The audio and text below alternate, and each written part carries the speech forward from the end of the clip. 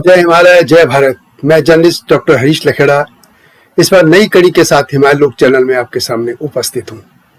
जब तक मैं कहानी को आगे बढ़ाऊं तब तक इस चैनल को लाइक और सब्सक्राइब अवश्य कर दीजिए। दोस्तों, जय हिमालय, जय भारत। इस बार मैं महात्मा गांधी जी को लेकर एक ऐतिहासिक जानकारी लेकर आपके सामने उपस्थित हूँ। बहुत कम लोग जानते होंगे कि मोहनदास करमचंद गांधी के लिए सबसे पहले महात्मा का जो संबोधन हुआ था वो उत्तराखंड की भूमि में हुआ था।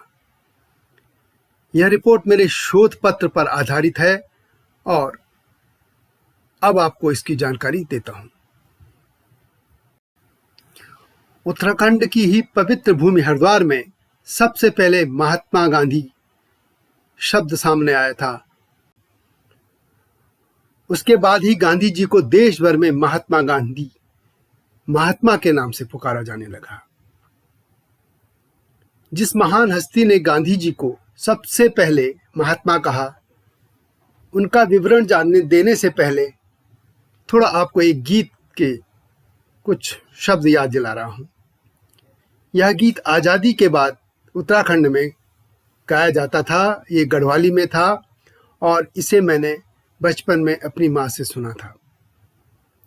इस गीत के शब्द थे, महात्मा गांधी बड़ो भागी छा, देश मुल्क को अनुरागी छा, बकरी को दूध वो खांदू छा, खादी को लाण वो लांदू छा, 15 अगस्त हम दिलेगे वो, अंग्रेज सणी भगेगे वो, राज किसान दिलेगे वो, महात्मा गांधी बड़ो भागी छा, देश मुल्क को अनुरागी छा। अर्थात महात्मा गांधी बड़े भाग्यशाली हैं, वे देश के प्रेमी हैं, वे बकरी का दूध पीते हैं, गांधी जी खादी के वस्त्र पहनते हैं, वे हमें 15 अगस्त दे गए, वे अंग्रेजों को भगा गए, वे हमें स्वतंत्रता दिला गए, वे राज किसानों को दिला गए। महात्मा गांधी बड़े त्यागी हैं, वे देश के अनुरागी हैं। यह लोकगीत बड़ा प्रसिद्ध हुआ था और इसको मैं भी इस मौके पर मैं याद दिलाना चाहता था।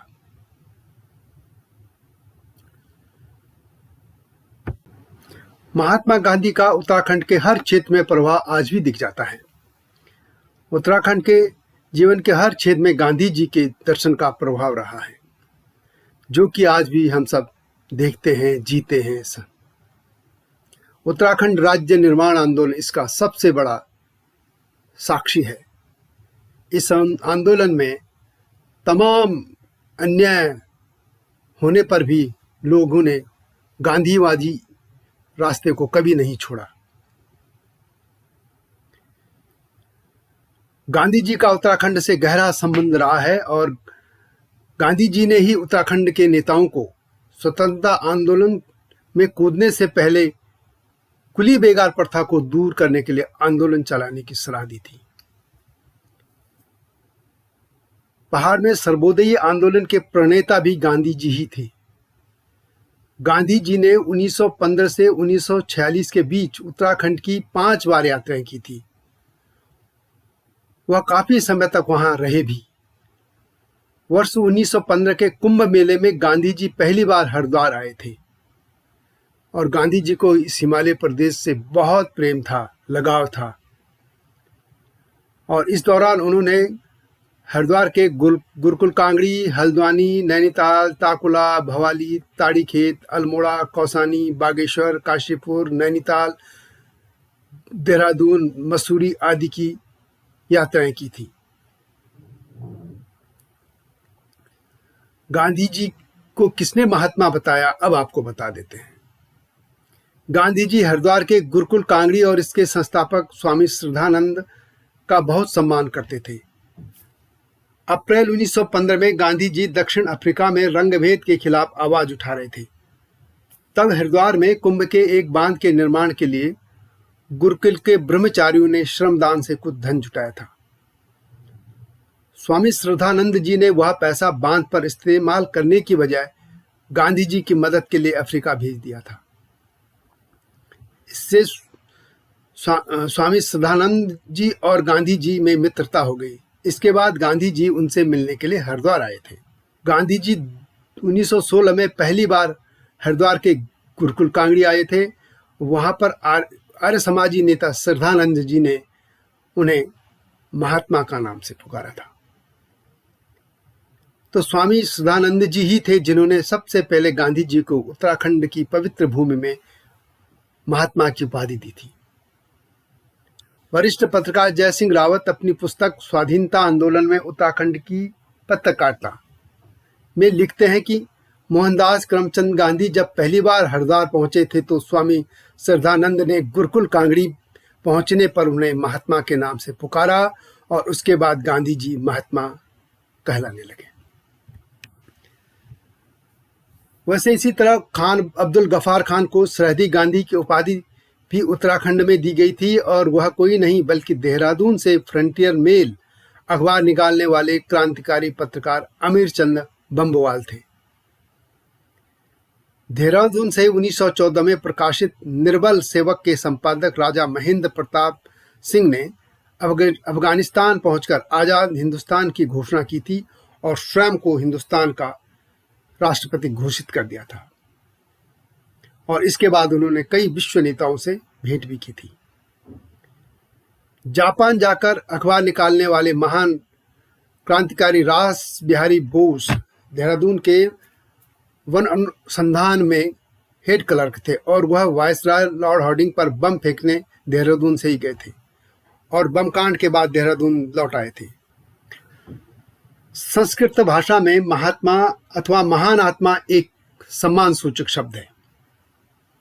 गांधी जी को महात्मा की उपाधि किसने दी, इस पर कई तरह के मत सामने आते हैं।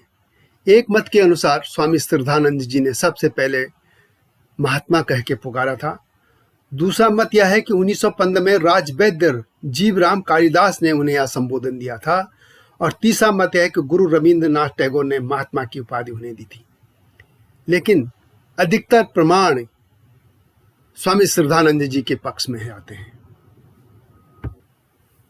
अब दोस्तों थोड़ा सा गांधी जी और उत्तराखंड की पत्रकारिता का भी जिक्र कर लेते हैं, क्योंकि स्वतंत्रता आंदोलन में जो पत्रकार थे वही समाज सेवा में भी थे, आंदोलन में भी थे और वो एक समाज सेवी लोग भी थे और उनके हर जीवन के हर पक्ष पर गांधी जी का प्रभाव था।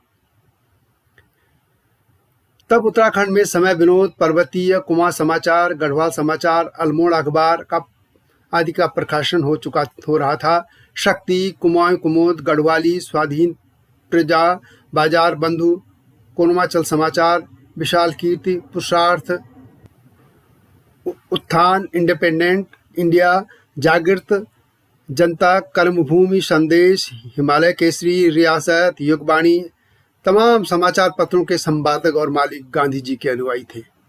उनकी विचारधारा की इच्छा पर इन समाचार पत्रों पर भी रही और उत्तराखंड आंदोलन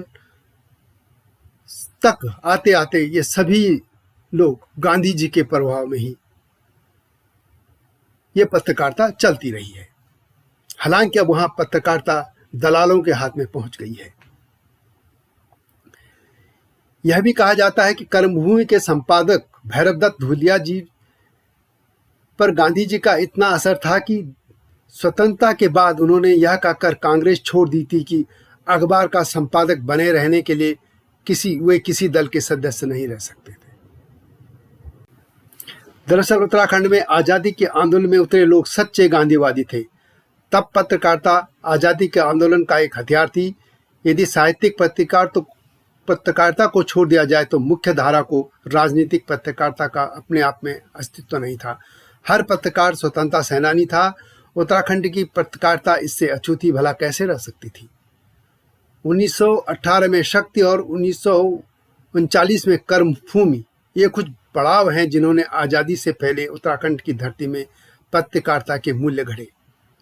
गिरिजादत्त नैथानी, विश्वंभर दत्त चंदोला, बदी दत्त पांडे, भक्त दर्शन, भैरवदत्त धूलिया, सत्यप्रकाश रतूड़ी जैसे नाम तब राष्ट्रीय स्तर पर विस्थापित थे।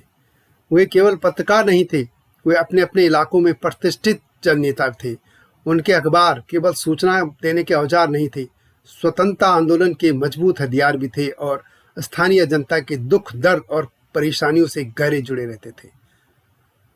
उत्तराखंड राज्य आंदोलन में भी आंदोलनकारी गांधी जी के ही रास्ते पर चले आंदोलन के सर्वोच्च नेता इंद्रमण बडोनी जी को तो लोग पहाड़ का गांधी कहने लगे थे।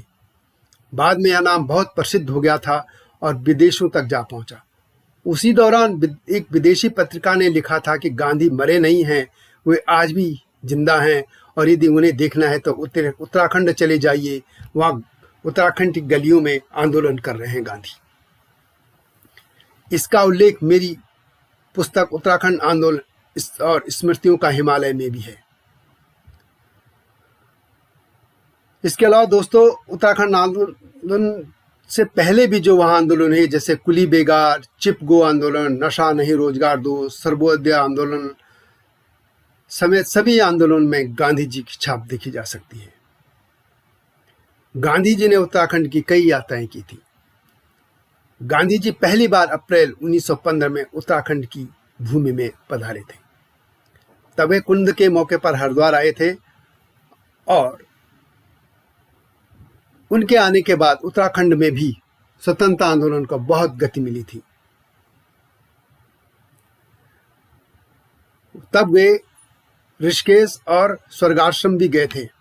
इसके बाद 1916 में उनका दोबारा हरिद्वार आना हुआ और तब स्वामी श्रद्धानंद जी के विशेष आग्रह पर उन्होंने गुरुकुल कांगड़े में व्याख्यान भी दिया था। जून 1929 में गांधी जी का स्वास्थ्य कुछ खराब चल रहा था, तब वे पंडित जवाहरलाल नेहरू के आग्रह पर स्वास्थ्य लाभ के लिए अहमदाबाद से कुमाऊं आए थे। गांधी जी का दोबारा आगमन मई 1946 में हुआ। तब वे यहाँ 8 दिन तक ठहरे थे। इस अवधि में उन्होंने मसूरी में कई प्रार्थनाएं सभाओं और सार्वजनिक सभाओं में शामिल होकर गरीबों के लिए चंदा एकत्रित करने का काम किया था। गांधी जी ने कुली बेगार आंदोलन को लेकर भी उत्तराखंड के नेताओं को आंदोलन करने की सलाह दी थी। कुली बेगार आंदोलन की सफलता पर गांधी जी ने इसी से प्रभावित होकर 1929 में बागेश्वर की यात्रा की थी। कुली बेगार आंदोलन की सफलता पर उन्होंने बद्रीदत्त पांडे को कुमाऊं केसरी की उपाधि दी थी। कौसानी में गांधी जी से संबंधित अनासक्ति आश्रम भी है। उसमें गांधी जी की आदमकद मूर्ति भी स्थापित की है। इस आश्रम को गांधी आश्रम के नाम से भी जाना जाता है। स्वतंत्रता आंदोलन के दौरान जब महात्मा गांधी 1929 में अल्मोड़ा, ताकुला, ताड़ीखेत की यात्रा पर आए थे, तो कौसानी जाते समय चनौदा में वे एक चाय बागान के मालिक के अतिथि गृह में 2 दिन के लिए रुक गए थे।